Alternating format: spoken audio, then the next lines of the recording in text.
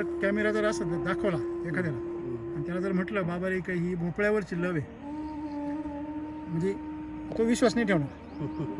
म्हणजे आता ते भोपळ्यावर काठी असं म्हणलं तर लोक आपल्याला वेळेत काढतील. हे पहा. बरोबर आहे. तुमचं जे म्हणजे आपण म्हणतो ना निरोगीपणा कमी होत चालला, रोगराई वाढत चालली.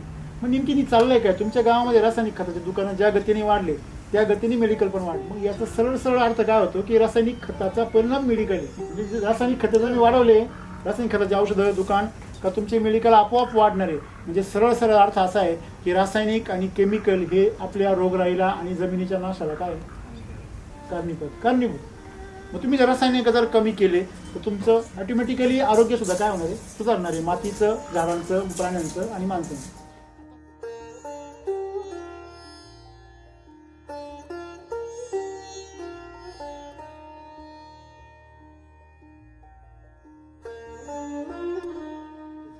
मूलभूत तुम्हाला मी 4 सिद्धांत सांगतो. पहिला सिद्धांत, कमजोरीतून रोग निर्माण होतो. की रोगातून कमजोरी येते, कमजोरीतून रोग येतो.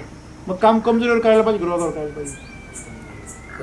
आपण कुठे करतो? आपण सगळी ट्रीटमेंट कशावर करतो? आज तुम्ही फवारा मारताय, तुम्ही डोक्यात काय करतो? बरोबर आहे.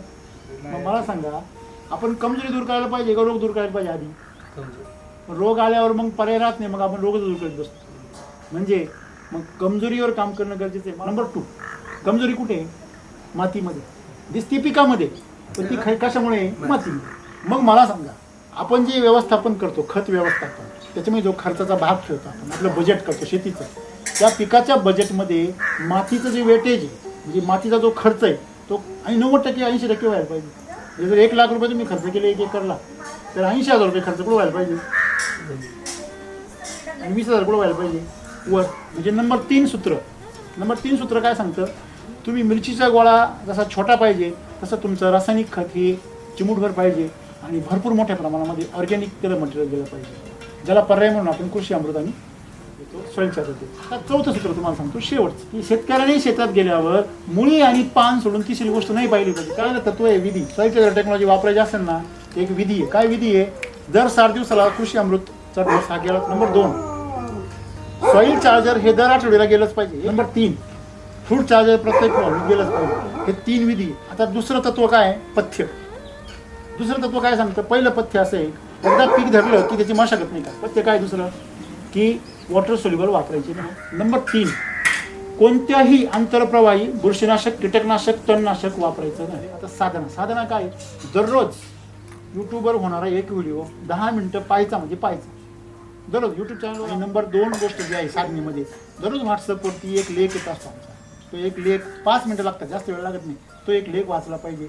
आणि तिसरी गोष्ट म्हणजे किमान तुमचे जे व्हॉट्सअपवरती किंवा इतर जे शेतकरी परिसरातले जे वापरतात त्यांच्या का हप्त्यातून एकतरी व्हिजिट मारली पाहिजे. अशा प्रकारे तुम्ही हे 3 तत्व आणि 4 सूत्र जर लक्षात ठेवले, म्हणजे सप्तपदी जर पूर्ण केली, तर सॉइल चार्जर टेक्नॉलॉजी मी तुम्ही फेलच नाही.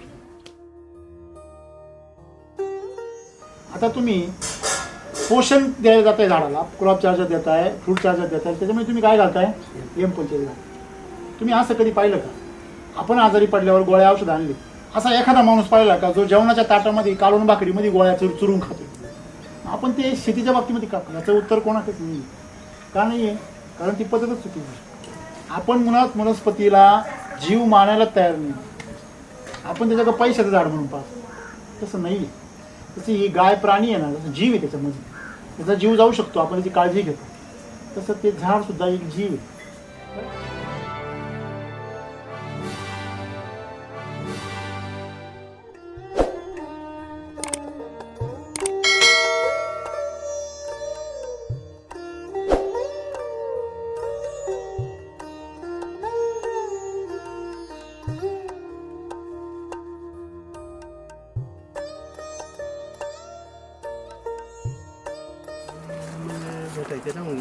वजन काय वेट खूप जास्त आहे. चांगलं आहे ना.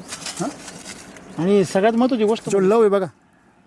लव आहे. हां, म्हणजे आता याच्यावर हे बघा, येऊनच दिसते बघा. कॅमेरा जर असं दाखवला एखाद्याला आणि त्याला जर म्हटलं बाबा रे काही ही भोपळ्यावरची लव आहे, म्हणजे तो विश्वास नाही ठेवणार. म्हणजे आता ते झूम केल्यानंतर दिसते पा हो, किती क्लिअर काटे पा हो, एवढे काटे जर भोपळ्यावर असतील हम्म. तर त्याला ओरिजिनल नॅचरल भोपळा म्हणायचं. बरोबर आहे ना. मग एवढे जर काटे असतील त्याला कुठल्याही प्रकारचा बाह्य कुठल्या कीटकांचा वगैरे कशाचा प्रादुर्भाव नाही होत. नाही बरोबर. आणि म्हणजे प्रत्येक याच्यावर असं नाही आहे का ते याच्यावरचे बघा नाही नाही याच्यावर बघा किती मोठी पा इकडे बघा इकडे बघा हो हो बघितलं बघितलं बघा किती काटे बघा. हो हो हो हे भोपळ्यावर काटे असं म्हणलं तर लोक आपल्याला वेळेत काढतात. हे पहा आम्ही हात नाही लागून देत डायरेक्ट आहे ना हां पिशवी घालतो आणि एकदम. मग तोडतो. एकदम एकदम. ही जी लव आहे ही तुम्हाला फक्त ज्या ठिकाणी नॅचरल ट्रीटमेंट होते ना म्हणजे केमिकल विरहित शेती तिथेच तुम्हाला हे बघायला मिळेल. तर तुम्ही केमिकलचे फवारणी जर केल्या ही लव सगळी जळून जाते. आता जर सेटिंग वगैरे पाहिलं भोपळ्याला एवढं सेटिंग नसतं एका ठिकाणी म्हणजे गॅपनी असतं. हा हे बघा कारण याला पोसायला तेवढी ताकद लागते ना. हो हे मला खरं ट्रीटमेंटची गरज तुम्हाला जास्त आहे झाडापेक्षा.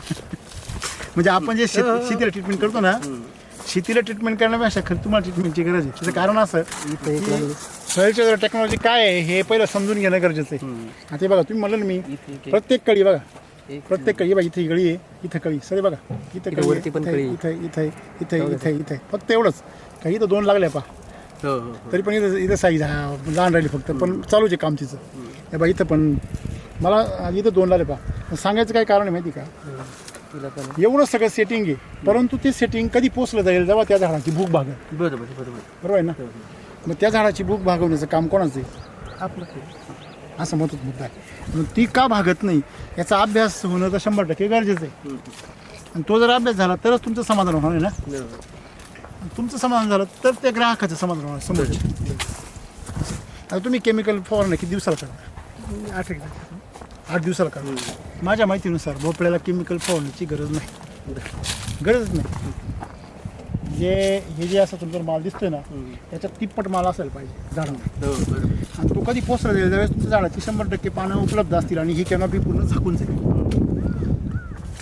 आता मी तुम्हाला सगळ्या ट्रीटमेंट समजून सांगतो आणि मग 15 दिवसांनी तुम्ही तुमचीच बाग मला फोन करून सांगाल किंवा यांना सांगा कशी झाली. बरोबर आहे ना. म्हणजे आलेली प्रत्येक कळी ही सेट झाली पाहिजे जोपर्यंत आपल्याला कोणीतरी येऊन सांगत नाही का बाबा ही पद्धत बदला. जसं तुम्हाला पहिल्यांदा मित्र आले त्यांनी सांगितलं की नाही तुम्ही टप्प्याने द्या. नंतर तुम्हाला काही मित्र आले त्यांनी सांगितलं असं नाही हे फवारे मारा. काही तज्ज्ञांनी हे सांगितलं असं नाही हे औषधं मारा त्या औषधापेक्षा हे औषध भारी वगैरे वगैरे. म्हणजे प्रत्येकाने आपापले ओपिनियन दिले तुम्ही त्याप्रमाणे बदल करून पाहिले. परंतु हे सगळे करत असताना एक बेसिक गोष्ट म्हणतो आपण. बेसिक गोष्ट म्हणजे काय की नेमकी द्राक्षाला घड लागतात कशामुळे हे विज्ञान माहिती असणं गरजेचं आहे. काय म्हणते तुम्ही बरोबर आहे. आता गाय उलटली आपण असं म्हणतो किंवा ती गाय माझ्यावरच येत नाही हे दोन्ही पण मुद्दे. आता गर्भधारणा होणे हा जो प्रकार आहे तुमच्या गायीमध्ये जर गर्भधारणाच नसेल त्याचे महिने मोजण्यात काय मजा आहे का काहीच मजा नाही. तसं तुमच्या झाडामध्ये पण गर्भधारणा होत असते. मग ते द्राक्षाचे असो नाहीतर भोपळा असो नाही तर तुमचं डाळिंब असो फक्त त्याचा गर्भधारणाचा कालावधी हा कमी जास्त वेगवेगळा असतो त्यामुळे लक्षात येत नाही. आता शेळीचं जे वीत आहे आणि गाईचं वीत जर मोजायला गेलं तर शेळीचे 2 वीत होते तेव्हा गाईचं एकच वीत होतं. गाईच्या वितापेक्षा म्हशीच्या विताला आणखीन जास्त कालावधी लागतो. हे कशामुळं कारण म्हशीचं जे पिल्लू जन्माला येतं त्याचं वजन आणि तिच्या दुधामधलं फॅट या सगळ्या गोष्टी तिला तयार करण्यासाठी म्हशीला 12 महिन्याचा कालावधी लागतो. गाईला 9 महिन्याचा लागतो. शेळीला 4 महिने लागतो. तिचं पिल्लू बी तेवढंच आहे ना. ती मोठी झाल्यावर जेवढी राहते त्याच्यापेक्षा दुप्पट वजन त्या वासराचं. बरोबर ना. म्हणजे हा अभ्यास आपण जर डोक्यात ठेवला तर बरोबर तोच अभ्यास आपल्या वनस्पतींना लागू होतो. आपल्याला काय झालं तुम्ही BSc ॲग्री झाला. BSc ॲग्रीमध्ये आपल्याला हे शिकवलं गेलं की कुठली रसायनं कुठं वापरायची कुठल्या रसायनांचा काय उपयोग होतो आणि झाडाच्या प्रक्रियेमध्ये तिचं काय काम होतं एवढं शिकवलं. पण झाडाची जी मूलभूत जी काही तिची भौतिक रचना आहे म्हणजे तर गंमत काय आहे की त्याच्यामध्ये तुम्ही एक गोष्ट लक्षात ठेवली पाहिजे की आम्ही नेमकी हे सगळं करत असताना आम्हाला हा अभ्यास पाहिजे की आम्हाला आमच्या शेतीमध्ये काय गरजेचं आहे. मग जसं समजा ते हे शरीर आहे या शरीरातून रक्त वाहते तुमच्या पण वाहते माझ्या पण वाहते पण ते आपल्याला फिलिंग होतं का तुम्हाला कळतं का तुमचं रक्त कुठपर्यंत कुठं व्हायला. मला सांगा, आपल्या शरीरातलं रक्त आहे ते आपल्यालाच कळत नाही, ते कळायला डॉक्टरकडे जावं लागतं, तो ब्लड प्रेशर मोजून सांगतो, बरोबर आहे. मग जर आपण आपल्या शरीराला ओळखत नाही, झाडाला आपण कसं ओळखणार? म्हणून त्यासाठी थोडंसं कुठेतरी गुरुची गरज पडते. आणि आजकालचे जे गुरु आहे, आपण त्यांना दोष देत नाही आहे, पण त्यांची थिअरी तशी आहे. त्यांच्या थिअरीमध्ये झाडाची रचना, याची गर्भधारणा कशी होते, याला काय गरज आहे गर्भधारणा होण्यासाठी, याची गर्भनाश कशामुळे होतो, ह्या गोष्टी जर आपल्याला वेळेत शिकवल्या गेल्या तर आपण त्या गोष्टी टाळू शकतो. तुमचं काय मत आहे? आता एक तुम्हाला 4 मुद्दे सांगतो, सर्वात महत्त्वाचे बेसिक. मला सांगा, पहिला मुद्दा जो आहे की आजकाल आपण सगळीकडे पाहतो की तुम्ही पण ऑब्झर्वेशन करता, गेल्या 20 वर्षामध्ये 30 वर्षामध्ये रोगराई वाढत चालली आहे का कमी होत चालली आहे? माणसाची असो, प्राण्याची असो किंवा वनस्पतीची असो, ठीक आहे. खर्च वाढत चालला का कमी होत चालला? आणि उत्पन्न घटत. हा पॅराग्राफ पुढे चाललाय. उत्पन्न घटत चाललंय, खर्च वाढत चाललाय. तुमचं जे म्हणजे आपण म्हणतो ना, निरोगीपणा कमी होत चालला, रोगराई वाढत चालली. मग नेमकी ती चाललंय काय? तुमच्या गावामध्ये रासायनिक खताचे दुकानं ज्या गतीने वाढले त्या गतीने मेडिकल पण वाढले का नाही वाढले? मग याचा सरळ सरळ अर्थ काय होतो की रासायनिक खताचा परिणाम मेडिकल आहे.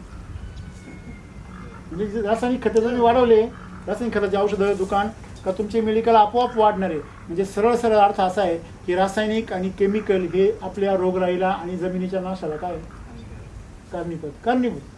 मग तुम्ही जर रासायनिक जर कमी केले तर तुमचं ऑटोमॅटिकली आरोग्य सुद्धा काय होणार आहे? सुधारणार आहे, मातीचं, झाडांचं, प्राण्यांचं आणि माणसांचं. आता हे करत असताना आपण तर हायब्रिड व्हरायटी करतो, बरोबर आहे ना? हायब्रिड व्हरायटींची भूक तुम्ही कशी भागवल? पाला पाचोळा, काडी कचरा, भूसन, तुमचं ते चोथा आहे या जनावरांचा, जर्सी जनावरांचा, तो घालून त्यांची भूक भागणार आहे का? नाही. मग शेतकऱ्यांनी या गरजा भरून कशा काढायच्या याच्यावरती अभ्यास होणं गरजेचं आहे. मूलभूत तुम्हाला मी 4 सिद्धांत सांगतो. पहिला सिद्धांत, कमजोरीतून रोग निर्माण होतो, की रोगातून कमजोरी येते. तुमचं काय मत आहे? काय? कमजोरीतून रोग येतो. मग काम कमजोरीवर करायला पाहिजे, रोगावर करायला पाहिजे? आपण कुठे करतो? आपण सगळी ट्रीटमेंट कशावर करतो? आज तुम्ही फवारा मारताय, तुम्ही डोक्यात काय करतो? बरोबर आहे.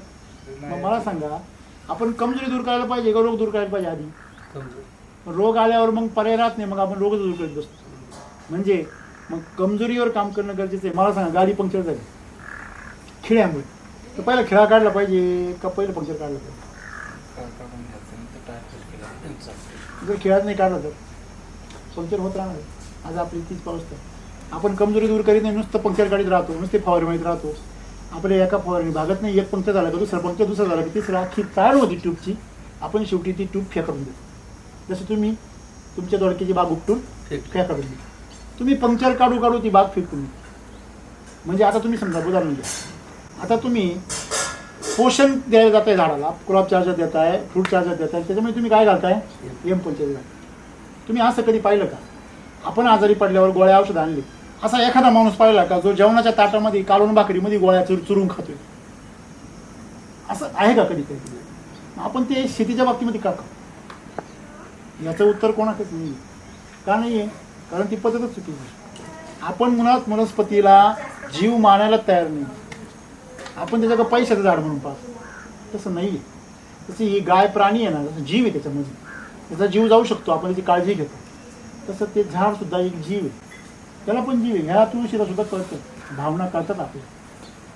तुम्ही जर तिला जर विषार खाऊ घातलं तर ती जगणार आहे, परंतु ती जगणार कशी आहे? तडफडत, झुरून झुरून. एकदम बरोबर शब्द बोलले. आज आमच्या शेतीची ती अवस्था आहे, आम्ही कमजोरीवर काम करतच नाही, आम्ही रोगावर काम करतो. नंबर 1. नंबर 2, कमजोरी कुठे आहे? मातीमध्ये दिसते, पिकामध्ये. पण ती कशामुळे? मातीमध्ये. माती जर कमजोर असेल तुमची तर मग एक अभ्यास आम्ही केला पाहिजे. तर आज जमिनीमध्ये मातीचा रोल आणि वातावरणाचा रोल याचा जर अभ्यास करायला गेलो, तुम्हाला काय वाटतं कोणाचा रोल महत्त्वाचा? तुम्हाला काय वाटतं? मातीचा रोल महत्त्वाचा. मी म्हणतोय म्हणून ना, तुमचं ऑब्झर्वेशन. माती चांगली जर असेल, तिथली मका कशी राहते? ताकदवर. याच वावरामध्ये जेवढं खराब आहे तिला मका कशी राहते? वातावरण तर एकच आहे ना. तुम्ही म्हणाल नाही सर वातावरणाचा परिणाम हो आहे ना, कोण नाही म्हणतं. पण जर माती जर पॉवरफुल असेल, वातावरण काहीच करीत नाही, राईट? म्हणजेच माती जर महत्त्वाची तर मग महत्त्व कसं द्यायला पाहिजे मातीला? निसर्गाचा नियम जर पाळला तर 90% महत्त्व मातीला आहे, 10% वातावरणाला आहे, राईट? मग मला सांगा, आपण जे व्यवस्थापन करतो, खत व्यवस्थापन, त्याच्यामध्ये जो खर्चाचा भाग ठेवतो आपण, आपलं बजेट करतो शेतीचं, त्या पिकाच्या बजेटमध्ये मातीचं जे वेटेज आहे, म्हणजे मातीचा जो खर्च आहे तो 90% 80% व्हायला पाहिजे. म्हणजे जर 1 लाख रुपये तुम्ही खर्च केले 1 एकरला, तर 80,000 रुपये खर्च कुठं व्हायला पाहिजे? आणि 20,000 कुठं व्हायला पाहिजे? वर. आपण कसं करतो? आपलं उलट 80,000 औषधांना जाते आणि खताला 80,000 वर फवारतो आपण, आणि 20,000 कुठं घालतो? खाली. मला सांगा, 20,000चा पाया आणि 80,000ची बिल्डिंग केली तर जगल का ती बिल्डिंग? तुम्ही बघा ना, सगळ्यात जेवढा खर्च पायाला येतो ना तेवढ्यामध्ये आखी बिल्डिंग उभी होती वर. नाही होत का? बघा, इंजिनियरला भेटा, तुम्ही सांगाल तुम्हाला. तुम्ही जर घर बांधायला गेले, ठीक आहे, खडक म्हणून तुला कमी येईल, पण येईलच. म्हणजे पाया भक्कम असेल तुम्ही कितीही उंच बिल्डिंग बांधू शकता. म्हणजेच तुम्हाला तुमची माती मजबूत करणं गरजेचं आहे. इथं शेतकरी चूक करतो. 2 गोष्टी सांगितलं तुम्हाला मी. पहिली गोष्ट सांगितली कमजोरी आणि रोग, शेतकरी तिला उलटं काम करतो. दुसरी गोष्ट सांगितली मी माती आणि वातावरण, शेतकरी वातावरणावर काम करतो, शेतकरी मातीवर काम करीत नाही. नंबर 3 गोष्ट सांगतो, आता तो मातीवर काम करतो तर मातीतलं काम तो कशावर करतो? मला सांगा, तुम्ही कालवण भाकर खाता, तुम्हाला लसणाची मिरची आणि भाकर दिली, तुम्हाला एवढा मोठा मिरचीचा गोळा दिला पावशेर, आणि तुम्हाला चतकोर भाकर दिली तर खातो? आग पेटल ना, आग पेटल ना. मिरची भाकर खाली तर खातो आपण, पण मिरची एवढी घेतो लावून, भाकर मोठी खातो रपकावून. पण तुम्ही जर मिरचीचा गोळा खाला आणि एवढी चतकोर भाकर खाली तर आग पेटेल. आज मिरची म्हणजे काय? मिरची म्हणजे तुमचं काय? रासायनिक खत आहे. आणि भाकर म्हणजे काय? ऑर्गॅनिक खत आहे, ह्युमस आहे. ह्युमस म्हणजे काय? ऑक्सिजन, कार्बन आणि तुमचा हायड्रोजन, ऑक्सिजन, कार्बन, CHO, ह्या तिघांना ह्युमस म्हणतात. म्हणजे तिघांचा एकत्रितपणे जो होतो त्याला सेंद्रिय कर्ब म्हणतो आपण. आज आमच्या जमिनीचा सेंद्रिय कर्ब तुम्ही जर तपासला, तुम्हाला माहिती आहे सगळा, जमिनीचे सेंद्रिय कर्ब पूर्वीच्या काळी हा, तुम्ही जर काळीभोर जमीन जर पाहिली एखादी, जिथं काहीच माणसं गेलेली नाही आणि एकदम जंगलाची जमीन, 4% सेंद्रिय कर्ब असतं. किती? तिथे तुम्हाला 10 वर्ष खत टाकायची गरज नाही, 1 नंबर माल पिकतो. आपल्या नव्हते का पूर्वी? जेव्हा नवीन नवीन जमिनी केल्या तेव्हा पिकत नव्हतं का? त्याच जमिनी आम्ही डेव्हलपमेंट केली ना, द्राक्ष बागाला आल्या, एक्सपोर्टला 5-6 वर्ष, 7-8 वर्ष कंटिन्यू. काही टेन्शन नाही. का? कारण जमिनीमध्ये भाकर भरपूर होती. ती पडलेली जमीन होती. जमिनीत भाकर भरपूर होती. हे जे जंगलं होते, ह्या जंगलांनी जो काही हजारो वर्षापासून जी काही पाला पाचोळा माती धुवून आली, त्यांनी ती जमीन कशी झाली होती? सुपीक झाली होती. आम्ही तो सुपीक जमिनीतला जो कस आहे तो सगळा काय केला? संपवलं. सगळी भाकर संपून टाकली, फक्त मिरचीचा गोळा शिल्लक राहिला. दरवर्षी नुसता रपाटा चालू आहे आमचा मिरचीचा गोळा द्यायचं. मला सांगा, तुमच्या पोटात आग पेटते तशी जमिनीमध्ये आग पेटते. आज तुमची जे तुम्ही आता हे बघताय जमीन पाठीमागे, तुमचं जे दोडक्याचं रोग तुम्ही बघताय जे आकसलं, त्याचं मेन कारण आहे त्याला काय पेटले? खालून आग पेटली. मग त्याला जेवढ्या मोठ्या प्रमाणामध्ये ह्युमस वाढायला पाहिजे, ऑर्गॅनिक कार्बन वाढायला पाहिजे, त्या प्रमाणामध्ये तिथं काय वाढून राहिलं? रासायनिक खतांचं पर्सेंटेज वाढून राहिलं. त्यात तुम्ही त्याचीच फवारणी करताय केमिकलची, त्याच्यामुळे केमिकलचं पर्सेंटेज आणखी वाढवतात. तेवढा पी जेवढं तुम्ही केमिकल वाढवाल तेवढा pH वाढत जाणार. म्हणजे नंबर 3 सूत्र काय सांगतं? तुम्ही मिरचीचा गोळा जसा छोटा पाहिजे तसं तुमचं रासायनिक खत हे चिमूटभर पाहिजे, आणि भरपूर मोठ्या प्रमाणामध्ये ऑर्गॅनिक त्याला मटेरियल दिलं पाहिजे, ज्याला पर्याय म्हणून आपण कृषी अमृत आणि सॉइल चार्जर देतो. या तिघांच्या मिक्सचरने आपण जमिनीमध्ये हा CN रेशो, तुमचा कार्बन रेशो काय करतो? वाढवतो. आणि आता हे जे काळ आहे उन्हाळ्याच्या काळामध्ये झाडाची बरीचशी ताकद बघा, बसल्या बसल्या माणूस थकून जातो, काहीच नाही, काही कामही करीत नाही, बसल्या बसल्या थकून जातो गाड म्हणून. का? ही जी उष्णता आहे त्या उष्णता तुमच्या शरीरातून ऊर्जा काढून घेते. मग अशा परिस्थितीमध्ये आपल्याला जसं माणसाला जास्त ताकद लागते तसं झाडाला सुद्धा जास्त ऊर्जा खर्च होती. मग आपण जे डोस देतो ते डोस उन्हाळ्यामध्ये निम्मेच धरायचे. तुम्ही जो टाकता तो निम्मा धरायचा झाडाला, बाकी सगळ्या उष्णतेलाच खर्च होतो. म्हणजे आपण डोस वाढवले पाहिजे ऑर्गॅनिकचे, तेव्हा तुम्ही रेशो मेंटेन होणार. म्हणजे पहिली गोष्ट जी शिकलो आम्ही, कमजोरीवरती काम करायचे, रोगावर नाही करायचं. दुसरी गोष्ट शिकलो आम्ही, मातीवर काम करायचे, वर कमी करायचे. आणि तिसरी गोष्ट शिकलो, मातीवर काम करत असताना त्या 80,000 ऑर्गॅनिक 80,000 70,000 रुपये हे कृषी अमृत ग्रीन गुजरात सॉइल चार्जरवर गेले पाहिजे, आणि 10,000 रुपये रासायनिक खतांवर गेले पाहिजे. बरोबर आहे? आता हे जे आम्ही जे सूत्र बनवलं तिसरं, आता चौथं सूत्र तुम्हाला सांगतो, शेवटचं चौथं सूत्र काय सांगतं मलाही सांगा. फॅक्टरी, तुम्ही जर फॅक्टरीचे मालक असले तर तुम्ही फॅक्टरीवर थांबाल की गोडाऊनवर थांबाल? गोडाऊनवर कोण थांबतो? वॉचमन. गोडाऊनवर कोण असतो? वॉचमन असतो. जो गोडाऊनची काळजी घेतो त्याला वॉचमन म्हणतात, जो फॅक्टरीची काळजी घेतो त्याला मालक म्हणतात. हे तर क्लिअर आहे ना. आता मला सांगा, झाडाचे अवयव त्याच्यामध्ये झाडाचं फॅक्टरी कोण आहे? पाणी. बरोबर आहे ना. म्हणजे पाणी मूळ आहे, म्हणजे पाणी म्हणून मूळ आहे. जर पाणच नसेल तर मूळ जगू शकत नाही. कारण हे जे पाणी, ते पानं त्या मुलांना काय करतं? ताकद देतं. मग ही जी फॅक्टरी आहे ती कोण आहे? मुळं हे ट्रान्सपोर्ट सिस्टम आहे. आणि फॅक्टरी कोण आहे? किराणा आणून द्यायचं काम मुळं करतात आणि शिजवायचं काम कोण करतं? पान करतं. म्हणजे मेन कुठे आहे? पान आलं. मग मला सांगा, पानाची फॅक्टरी आहे आणि गोडाऊन कुठे आहे? फळ. तुमचं फळ हे काय? गोडाऊन आहे. शेतकरी शेतात गेल्यावर काय पाहतो? गोडाऊन पाहतो. मग मला सांगा, शेतकरी गोडाऊन पाहतो म्हणजेच तो कोणी? मालक आहे का वॉचमन आहे? मग मला सांगा, वॉचमन तुम्ही जर असाल आणि वॉचमनचं काम करत असाल तर तुम्हाला मालकासारखा पगार मिळेल का? वॉचमन एवढे पैसे भेटतात प्रत्येक शेतकऱ्याला मजुरी केल्यासारखे. मग समस्या काय आहे की शेतकऱ्याची जी मानसिकता आहे, शेतकऱ्याचा जो दृष्टिकोन आहे तोच बदलणं गरजेचं आहे. सॉइल चार्जर टेक्नॉलॉजी काय सांगते की शेतकऱ्याने शेतात गेल्यावर मुळी आणि पान सोडून तिसरी गोष्ट नाही पाहिली पाहिजे. का? गोडाऊन आपोआप भरणार आहे. गोडाऊन का बघायचं नाही. मग काय बघायचं? फक्त मुळीचं आरोग्य आणि पान जेवढं मोठं तेवढं मोठं फळ. तुम्हाला सांगतो, गाडीमध्ये काकडी, तुम्ही काकड्या खाल्लेल्या असतात बरोबर आहे की नाही? काही विशेष गोष्ट नाही. तुम्ही मिरच्या पाहिलेल्या असतात, परंतु ते काय म्हणले, सर ही जी मिरची आहे ना फक्त खोडा मिरची मोठी वर गेली का, वर गेली का ती बारीक होती. तुम्हाला आश्चर्य वाटेल, पहिल्या तोड्यामध्ये 2 एकरमध्ये 2 लाखात तोडा केला पहिला. 1100 जाळी. ते म्हणे सर अख्ख्या सीझनमध्ये 200 जाळीच्या वर जात नव्हती म्हणे. तुम्ही ही मिरची पहा, मिरची मजबूत आहे. ही त्यांची कॉमन मिरची सरासरी. हे एकटेच उदाहरण नाही. आजच्या आम्ही 3 प्लॉट पाहिले सॉइल चार्जरचे. काय नाव त्यांचे? एक ब्रदर योहान भाऊसाहेब फाळदे, हां, एक राजू अक्षरला यांचेच मित्र आहे. हां. आणि जस्ट आपण आता ही मागे 4 एकरची शेड बघा ना, तुम्ही आता ही काकडी बघा, तुम्ही काकड्या काय भरपूर पाहिल्या असतील. काही वेगळी काकडी आहे. हां, वेगळी कशी आहे? तुम्ही थोडीशी खा. झालं ना, काय बदल नाही. 2-3 दिवसापूर्वी काकडी खाल्ली.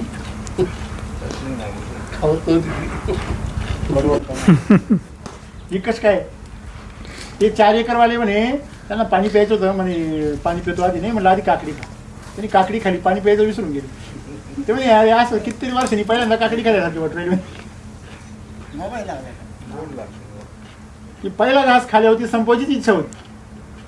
बरोबर आहे ना? हेच कारण काय माहिती का? तुमच्या लक्षात नाही व्हायला लागलं. मला सांगा, तुम्हाला एखादी गोष्ट आवडत नाही, एखादी भाजी, आणि ती जर घरातल्या माणसांनी केली किंवा पाहुणे गेले तुम्ही त्यांनी केली, तुम्ही खात नाही का? नाईलाजाने खात. बरोबर आहे ना? तसं झाड सुद्धा आहे ना, रासायनिक खतं नाविलाजाने खातात. करेक्ट. त्याच्यामुळे त्याच्यामध्ये काय तयार होतं? टेन्शन तयार होतं. आणि त्या टेन्शनमुळं तयार होणारे जे फळं भाज्या आहेत ते सुद्धा रोगटच असतात. आणि ते खाणारे माणसं सुद्धा आहे ना, त्यांना 30-40 मध्ये म्हातारे दिसायला. तुम्हाला सांगतो, असं जर अन्न जर खाल्लं माणसाने, माणूस कसं होईल? मग ते अन्न जर खायचं असेल तर तुम्हाला मातीला कसं खाऊ घालावं लागेल. आपण रसायन एवढे आणतो, आपल्याला डोक्यामध्ये असं बसलेलं आहे का रसायनाशिवाय शेतीच नाही. आणि ह्याच्याकरता हे 4 सूत्र आम्ही सांगितले. आता राहिले 3 तत्व. पहिलं तत्व आहे विधी. सॉइल चार्जर टेक्नॉलॉजी वापरायची असेल ना, एक विधी आहे. काय विधी आहे? दर 60 दिवसाला कृषी अमृतचा डोस हा गेलाच पाहिजे. दर 60 दिवसाला कुठल्याही पिकाला. बरोबर आहे? तुमचं पीक जर 60 दिवसाच्या आतला असेल तर एकाच डोसमध्ये कामून जाणार. नंबर 2, सॉइल चार्जर हे दर आठवड्याला गेलंच पाहिजे. 1 लिटर द्या आपण गेलंच पाहिजे. नंबर 3, फ्रूट चार्जर प्रत्येक फळावर गेलंच पाहिजे. हे 3 विधी आहे. आता दुसरं तत्व काय आहे? पथ्य. दुसरं तत्व काय सांगतं? पहिलं पथ्य असं आहे, एकदा पीक धरलं की त्याची मशागत नाही करायची.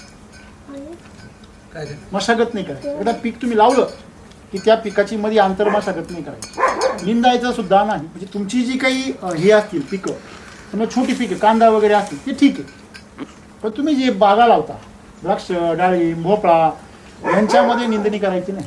तुम्ही मला मग गबळा वाढून द्यायचं का? नाही, ब्रश कटरने कापून टाकायचं. उन्हाळ्यात तर काहीच गरज नाही. उलट जेवढं झाकून ठेवा. आता हे सांगा, ही खुर्ची ही जर उन्हात ठेवली तुम्ही दुपारी, 1-10-12 दिवस ती उन्हात ठेवते, काय होईल? त्याच्यावर बसले तुम्ही तर काय होईल? मोडून जाईल ना. का बरं? ऊन काय करतं, त्याच्यामधला कस ओढून घेतं. सेम तुमच्या जमिनीचं, तुमची जमीन तुम्ही जेवढी हलवत राहणार, मोकळी सोडाल, तेवढं तो जमिनीचा कस सूर्य काय करणार, खेचून तेवढी निकस होणार. हे मल्चिंगचं फॅट त्याच्यामुळे आलेलं आहे. हे गवत बिवतासाठी नाही आलेलं. जमिनीचा कस उतरून जातो, रासायनिक खतांनी जमिनीचा कस संपून गेला आणि तो कुठेतरी वाचावा म्हणून हे मल्चिंग आलेलं आहे. आलं लक्षामध्ये. सेंद्रिय कर्ब आपल्या जमिनींचा डायरेक्ट वाळवंटाच्या लेवलला गेलेला आहे. तुम्ही टेस्ट करा जमीन तुमची. तुम्हाला 0.3, 4, 5, 6, 7, 8 पर्यंत, 7च्या पुढे कोणताच नाही आहे. तो सेंद्रिय कर्ब पाहिजे 0.2च्या पुढे, तेव्हा ती जमीन पिकवेल. तिला माती म्हणता येईल. म्हणजे जमिनीला माती कधी म्हणतात, तिला जर सेंद्रिय कर्ब 2% असेल तर. आमच्या जमिनीचा सेंद्रिय कर्ब डायरेक्ट वाळवंटा एवढा, वाळवंटापेक्षा खाली गेली. मग अशी वाळवंटाची जमीन जर शेती म्हणून पिकवत असाल तर तुम्हाला समस्या ह्या गंभीर येणार आहे, नुसते येणार नाही. राईट. मग आता इथून बाहेर कसं पडायचं, मग तुम्हाला मी पथ्य सांगितलं, विधी सांगितली, पथ्य सांगितलं. पथ्य काय दुसरं की वॉटर सोल्युबल वापरायचे नाही, बिलकुल वापरायचे नाही, आणायचेच नाही घरामध्ये. का नाही आणायचे? पहिली गोष्ट ते ॲसिड बेस असतं, बरोबर आहे. तुम्हाला ॲसिड माहिती आहे, ॲसिड टाकल्यावर काय होतं, जळून जातं. आपली माती पूर्वीच्या काळी चिकन होती, अशी शेणखतासारखी. ती माती आता सगळी वाळूसारखी झाली. अशी हातात घेतली का भरपूर निघून जाते. न पाऊस झाला का धुवून जाते, वारं आलं का उडून जाते. हे कशामुळे झालं? त्या जमिनीचा सगळा कस या वॉटर सोल्युबलनी जाळून टाकला. रिझल्ट मिळत नाही का? मिळतात ना, पण आमच्या जमिनीचा कस जाळून ते रिझल्ट घेतो. असे खतं आम्हाला नको. विंचू जर चढला शंकराच्या पिंडीवर, मग का चपलाने मारायचा का? हां, तसा प्रकार झाला तो. म्हणजे तुम्हाला सर्वात महत्त्वाची गोष्ट जी आहे की मातीमध्ये वॉटर सोल्युबल नाही वापरायचं. नंबर 2. नंबर 3, कोणत्याही आंतरप्रवाही बुरशीनाशक, कीटकनाशक, तणनाशक वापरायचं नाही. वापरायचंच नाही. 22 काय वापरायचं नाही. का नाही वापरायचं? नंबर 1, ते त्या रोगामध्ये प्रतिकारशक्ती तयार करतो. काय करतो? प्रतिकारशक्ती. पहा, प्रतिकारशक्ती तयार झाल्याने काय होतं? झाडामध्ये नाही, रोगामध्ये म्हणजे लक्षात घ्या, आता कोरोना आहे. कोरोनाची सगळी का तुम्ही वारा ऐकला असेल, लस घ्या. ही लस म्हणजे काय माहिती तुम्हाला? माहिती लस काय? लसीमध्ये काय असतं? लसीमध्ये कोरोनाचे विषाणू असतात. म्हणजे आपण स्वतःहून कोरोना करून घेतो स्वतःला. घाबरून जायचं कारण नाही. ते कसे असतात? ते पांगळे झालेले विषाणू असतात. जशी एखादी मांजरीचं पिल्लू आहे. मांजर काय करते? तिच्या पिल्लाला एक लंगडा थोडा चावून तिच्या हाडकं मुळून एखादा उंदराचं पिल्लू खायला देते. मग ते उंदराचं पिल्लू पळत बी आणि ते तिच्या मागं ते खेळत बसतं. म्हणजे त्या पिल्लाला शिकार करायची सवय लावते. तसं आपल्या शरीरामध्ये पांगळे झालेले जीवाणू सोडतात. कशाचे? विषाणू, कोरोनाचे. आणि ते आपल्या शरीरात सोडले. बघा, काही ना लस घेतल्यावर ताप येतो, थोडंसं हे होतं. ते कशामुळे होतं? ते विषाणू शरीरामध्ये लढतात आणि त्याच्यामुळे तुमच्या शरीरामध्ये प्रतिकारशक्ती तयार होते. आणि मग जर विषाणू घुसला तर मग तुमचं शरीर तयार राहतं सगळं लढायला. म्हणून ती लस दिली जाते. एवढं सोपं आहे ते. म्हणजे हे जे आंतरप्रवाही जे बुरशीनाशक, कीटकनाशक, तणनाशक आहे, ह्या सिस्टममध्ये जातात आणि त्या कीटकांना, बुरशांना एवढे ताकदवान बनवतात की पुढच्या वेळेस त्यांना काहीच होत नाही. जसं तुम्ही ऐकलं असेल, आईच्या पोटामध्ये जर एक बाळ असताना त्या आईला जर सर्पदंश झाला, विष लागलं तसं विंचवाचं, किंवा मधमाशी चावली, तर तिच्या पोटी जन्माला येणाऱ्या बाळाला मधमाशी चावत नाही. किंवा जरी विंचू चावला त्याचं विष चढत नाही. काहीच नाही, चढतच नाही ती विष. त्याचं कारण काय? त्याच्या शरीरामध्ये प्रतिकारशक्ती तयार झाली असते. अगदी तसंच ह्या जीवाणूंसाठी लागू होतं. आणि हे कधीच कोणी कोणाला शिकवलं नाही. त्याचा परिणाम झाला, जेवढे बुरशीनाशक माराल तुम्ही तेवढी तुमची बाग आणखीन कोमात जाणार. तुम्ही तुमच्या बागा हाताने कोमात घातल्या, असं याचं सरळ सूत्र हे ज्ञान नसलं. बरं, मग तुम्ही म्हणा पूर्वी का नाही गेल्या? पूर्वी तुमच्या मातीमध्ये, झाडांमध्ये कस होता, ताकद होती, ती रेटून येत होती. आता ते विष पचवायची ताकद झाडात राहिली. जे बुरशीवर परिणाम होता झाडावर सुद्धा बुरशी मारता त्या झाडाला सुद्धा इजा करून टाकते. असं प्रकार. म्हणून आंतरप्रवाही बुरशीनाशक, कीटकनाशक अजिबात वापरायचं नाही. तणनाशक सुद्धा वापरायचं नाही. नंतर आपलं जे पथ्य, तुम्हाला 3 पथ्य सांगितले. पहिलं पथ्य काय? म्हणजे मशागत करायची नाही. दुसरं पथ्य कुठलं वॉटर सोल्युबल वापरायचं नाही. मग दाणेदार वापरायचं. दाणेदारची निवडी करून सोडा ना तुम्ही. 12-32-16, 10-26 सोडा, काही प्रॉब्लेम नाही. का? इथंच उदाहरण आम्ही त्यांना दाखवलं. तुमच्या इथं ज्या 4 एकरमध्ये त्यांनी वॉटर सोल्युबल सोडलं, ते पाणी लगेच खाली असे लवडायला लागले. आणि ज्या वेळेस त्यांनी वॉटर सोल्युबल सोडलेलं नव्हतं, तिथून पुढे ते पाणी एकदम टाईट राहिलं. वॉटर सोल्युबल महाग जातात. एकदम बरोबर. तो खर्च कमी ठीक आहे ना. करण्यासाठी आम्ही दाणेदार वापरतो. मान्य आहे ना. बघा तुम्ही त्या मार्गाने वापरलं तरी शेवटी फायदा एकच आहे ना, सेम फायदा आहे. बघा खर्च पण विचार करा तुम्ही. वॉटर सोल्युबल प्रचंड महाग आहे. दाणेदारची निवड जरी दिली तर एकरी 10 किलोची गरज आहे.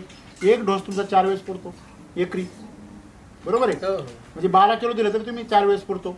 आणि ती गोणी आहे 1700 रुपयाला, 1800 रुपयाला. आणि ही गोणी केवढ्याला आहे? 2500 रुपयाला. आणि ती किती दिवसात जाते? ती 2 डोस मध्ये संपून जाते. म्हणजे हा एक मुद्दा आहे. दुसरी गोष्ट, जमीन तुमची हलकी होऊन जाते. जमिनीमध्ये क्षार वाढतात. तुमच्या जमिनीमध्ये पाणी उतरतं खाली. घरामध्ये मशीन लावायची पाळी आली या वॉटर सोल्युबलमुळे. सगळी पाणी आमचं नसून गेलं ना. कोणाचं पाणी शुद्ध राहिलं? हे पाणी वॉटर सोल्युबलमुळे अशुद्ध झालं. म्हणून वॉटर सोल्युबल बंद करा. हे आपल्या विहिरी, बारव, तलाव हे सोडून द्यावं. किरकोळ गोष्ट आहे. आपला चमचा नाही असं समजायचं.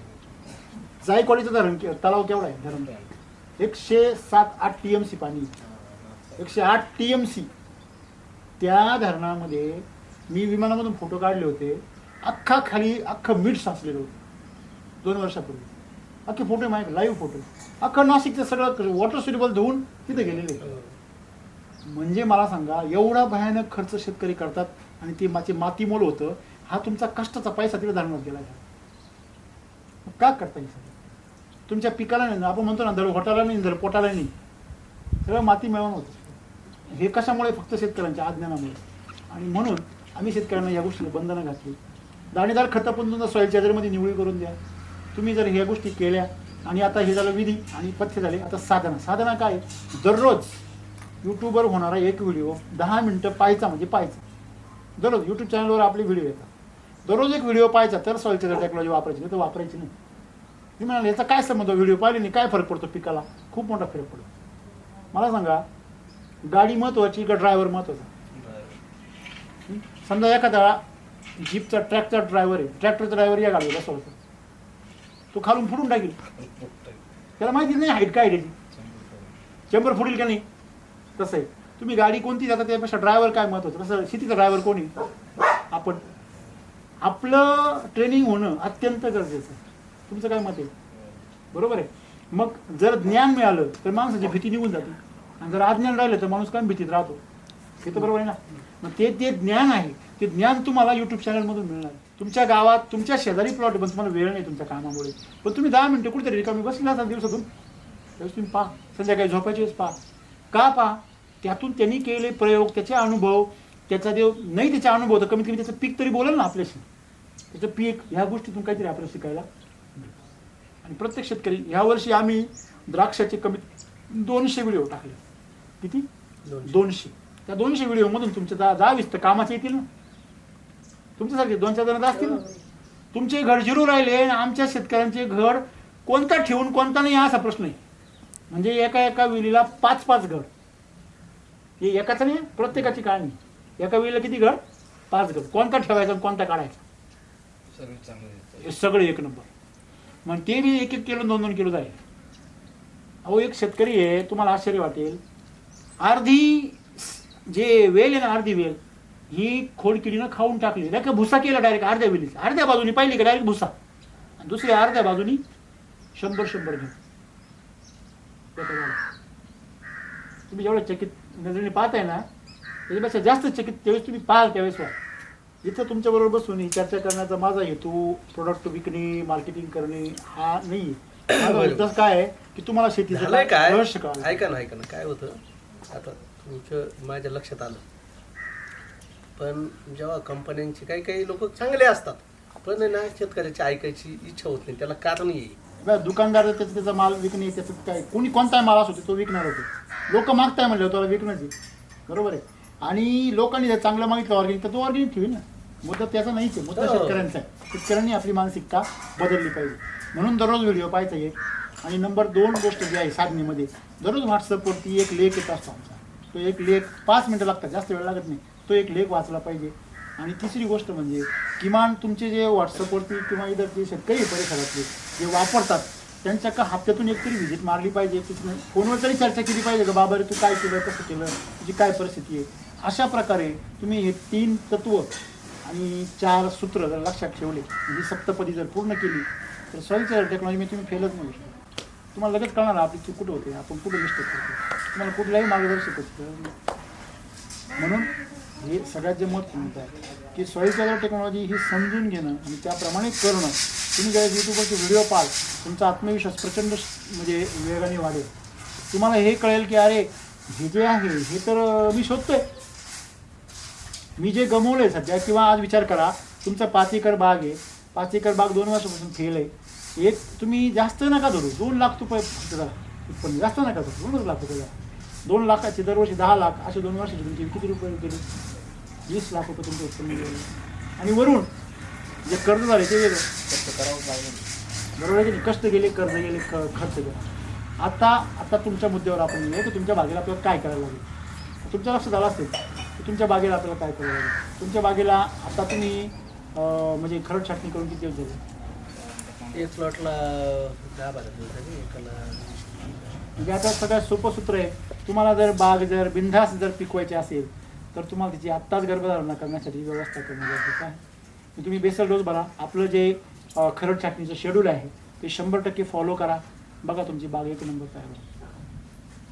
तुम्ही जर तिच्यामध्ये आत्ताच डिपॉझिट करून ठेवलं, बघा फळ म्हणजे व्याज आहे.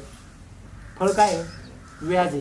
तुम्हाला व्याज पाहिजे असेल तर बँकेमध्ये काय टाकली पाहिजे? एकदम सोपं आहे. ती बँक आहे, ती बँक सध्या रिकामी आहे. तुम्ही ती आत्ताच तिच्यामध्ये पैसे टाका. तुम्ही काय करता माहिती का?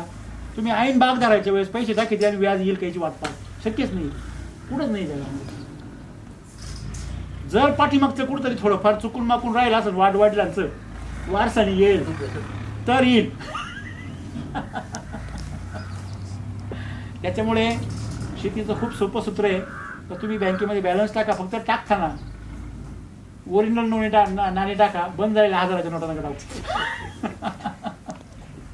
तुमच्या दोडक्यामध्ये आता तुम्ही जे करताय सगळ्यात मेन गोष्ट जे आहे, खालून कधीही चुकूनही केमिकल कधी वाचायचं नाही, कधीच नाही. खालून जमिनीतून केमिकल कधीच द्यायचं नाही. ऑलरेडी हीट एवढी आहे. आणि अशा हीटमध्ये तुम्हाला माहिती आहे की जर उपवास असेल आपण तर गोळ्या नाही खात. उपवास आणि गोळ्या नाही खात. काहीतरी खाऊन गोळी हा, घ्या. जे तू डॉक्टर लोक काय सांगते काहीतरी खाय बाबा आणि मग गोळी घे, नाही तर आग पेटेल पोटामध्ये, म्हणतो का नाही? त्याला माहिती आहे हे चांगलं नाही. बरोबर आहे की नाही? म्हणजे हे महत्त्वाचं आहे. आता सगळे कोरोना उडत आहे. आम्ही काय म्हणतो, कोरोना आहे ना, अजिबात तेलकट तुपट खाऊ नका. तुम्ही सकाळी उठा, प्राणायाम करा, सूर्यनमस्कार करा आणि मस्तपैकी जेवणाची काळजी घ्या. जास्तीत जास्त कच्चा आहार घ्यायचा प्रयत्न करा. भरपूर मोकळ्या हवेत राहा, काही टेन्शन नाही. तुम्ही नुसते घाबरून घरात बसले आणि हाय ते चालून दिलं तर मग कोरोना बाप होणार आहे तुमचं. असे म्हणजे एकदा तुम्ही राक्षसांच्या हातात गेले का मग तो विषय संपला तुमचा. आता रेस्टमध्ये बाग आहे. रेस्टमधला काळ हा बागेमध्ये धरला जात नाही, कुठल्याच बागेचा नाही धरला. रेस्टमध्ये एकच डोस करायचा असतो आणि तो डोस व्यवस्थितरित्या त्याची काळजी घ्यायची असते. सीझनमध्ये डबल द्यायचं. हां, सीझनमध्ये डबल द्यायचा. 3 डोस करायचे. 3 डोसवर चकाटक बाग येते. काही लोक 3-4 करतात, त्यांना ते उत्पन्न तसं मिळतं. एक शेतकरी आहे, त्यांनी 1 गुंठ्याला 1 गुण अशी मिरचीला हे टाकलं. 10 गुंठ्यामध्ये 100 जाळी काढायची. 10 गुंठ्या एखाद्याला 10 किलो माल काढला, जिथं 2-3 किलो निघत नाही. कसं राहतं, तुम्ही खाऊ घातलं, हे खादाड व्हरायटी आहे. हायब्रिड व्हरायटी म्हणजे खादाड जनावर आहे ती. तुम्ही त्याला जेवढं खाऊ घालाल तेवढं ते जर्सी गाय. हां. पण तुम्ही आता मला सांगा, गावठी गाईला पिंडी उचलली का आपण टाकून द्यायचो, फक्त तिचा पिळा सोडायचो. बाबा बरोबर आहे ना? हिला बारीक चिरून द्यायला तर बारीक का बरं? हां, कारण हिला पचतच नाही. कारण तिची पचायची ताकद सुद्धा दुधाकडे. म्हणजे हिला सगळं सोपं करून द्यावं लागतं. मिनरल वॉटर द्यावं लागतं, मिनरल मिक्सचर द्यावं लागतं, पेंट करून द्यावं लागतं, अनेक गोष्टी करून द्यावं तिला. पण आपल्या गावठी गायचं कसं होतं, काही टाका, ती मोकळं इकडे तिकडे काही खाईल तरी मस्तपैकी टाकाटाका राहून दूध देईल. पण तिचं दूध कमी निघायचं, आम्हाला दूध जास्त पाहिजे तर मग तिला खाऊ बी जास्त घातलं पाहिजे, तिची काळजी बी घेतली पाहिजे. तसंही हायब्रिड व्हरायटी तुम्ही तिला चांगलं अन्न खाऊ घाला. लोकांनी अर्थ वेगळे काढले, त्यांनी रसायने भराभर द्यायला सुरुवात केली. रसायनांनी जमिनीची वाटोळ होऊन गेली, उत्पन्न निघालं पण जमिनीचं वाटोळ झालं. मग कोंबडी कापून जर अंडी मिळत असतील तर त्याचं कसं काय खरं आहे? ओके, चला ठीक आहे.